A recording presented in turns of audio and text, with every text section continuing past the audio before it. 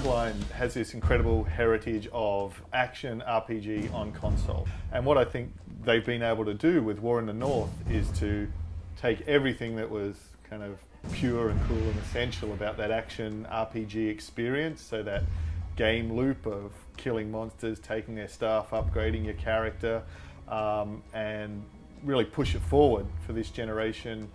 Firstly, in terms of the co-op experience, and secondly, that ability to go from the isometric to bring the camera down and make a truly immersive third-person experience that it both kind of brings the world to life, but it also opens up the possibilities for the depth of the combat as well. I mean, the range combat's kind of the most obvious example, and the aiming and being able to pull off headshots and stuff as well.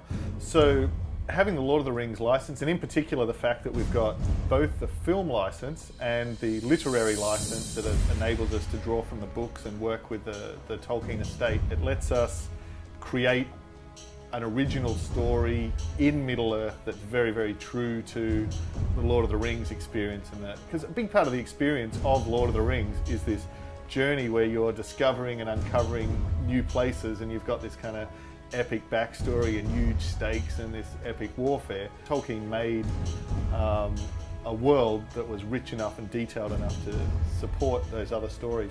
It's not designed around kill stealing and fighting over loot. It's designed around helping each other and supporting each other and having to keep each other alive in order to progress.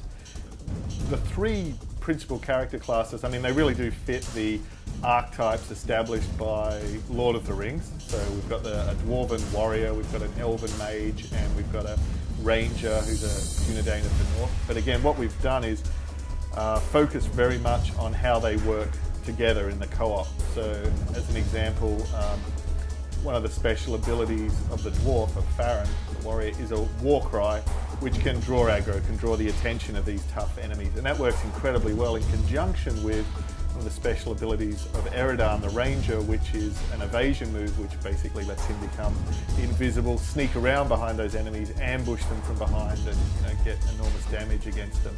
And in the same way, the mage can cast protective shields, Andriel, which can shield you against incoming range attacks and arrows, which is a great place for the ranger to go to take advantage of his skills with the bow to pick off those enemies. So the skills and the classes are very, very complementary and definitely at their most powerful when they're used together effectively. So War in the North is definitely a very classic action RPG, so in the spirit of the Dark Alliance, and so Snowblind's emphasis on having a very deep, rich loot system. So there's an enormous amount of different weapons, armor pieces, rings, pendants.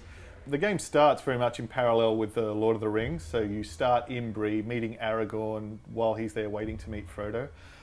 From there you go, explore the Barrow Downs and end up, you reach Rivendell, so you're meeting Elrond. So a lot of times you're intersecting with really iconic and famous characters from the movies. But at that point, as the ring goes south, you go into the north.